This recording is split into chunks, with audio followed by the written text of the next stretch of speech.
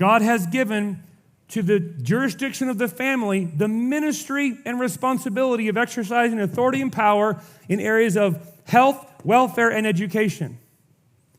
God has given to the church, the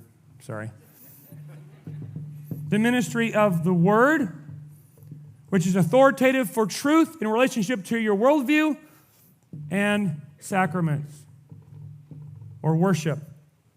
God has given to civil magistrates the ministry of justice. And we will unpack this next week in detail. Here's what I want you to see. If we don't understand definitionally what government is, and we don't understand categorically how government is to function, what happens is you have no information to work with when you go to the ballot box to vote. You're simply working off a personality, which is stupid.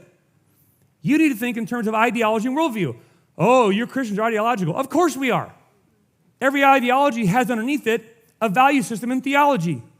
The ideology of culture Marxism and critical race theory and secularism and wokeology, those ideologies have underneath them a counterfeit theology. This is what I want you to see, categorically speaking. These three spheres of influence can either strengthen the other or undermine the other. They can either work for the flourishing of the other or work for the demise of the other. In other words, when I say that I believe the Bible explicitly teaches that the jurisdiction of the family has the primary responsibility to be ministers of health, wealth, welfare, and education, what it means is the other two spheres don't.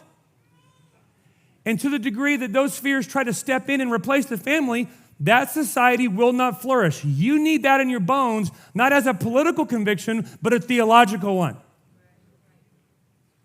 And then you need to consider voting for men and women who align with this worldview, not as a political position, but as a theological conviction. Think about civil magistrate justice. It is the government's explicit role, and I'm preaching next week's sermon, we'll get into detail, to defend the borders and keep the peace through restraining evil with the use of righteous force. Which means it's not your job as a dad to chase down the murderer of your child and kill them as a vigilante. It's not your job. Neither is it the church's job to exercise vigilante justice. Watch this. That's the government's job. And they've been given limited authority and power to accomplish that. When the government tries to do the church or the family's job, everyone suffers. And if the family tries to do the government's job, everyone would suffer. It's not the church's job. Watch this.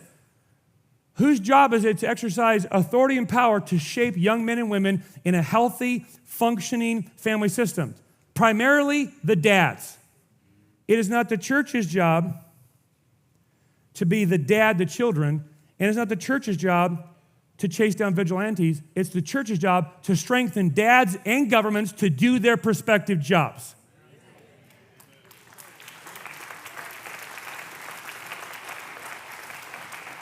Because the church's job is the ministry of the word. We bring the word of God, the Constitution to bear, the source of truth to speak into every sphere of life so we know what we're doing, so we know what we're to do there. When spheres get violated, everybody loses. When I hear the state talking about welfare plans and how to care for the elderly, I think you're relieving the family of her duty, and when you do that, she gets weaker and everyone else has to carry the burden. It's not the state's job to take care of your elderly parents. It's your job. And Paul said, he who doesn't take care of his own family is worse than an unbeliever. Even if you shuffle it to the government. We have to fight categorically, whether or not the government recognizes it or not, to live out God's design if we care about our family and the society we live in flourishing and us having an inheritance worth handing to our kids, be worth anything. Hey everybody, Pastor Josh here. If you enjoyed that clip, you can check out the full sermon right here.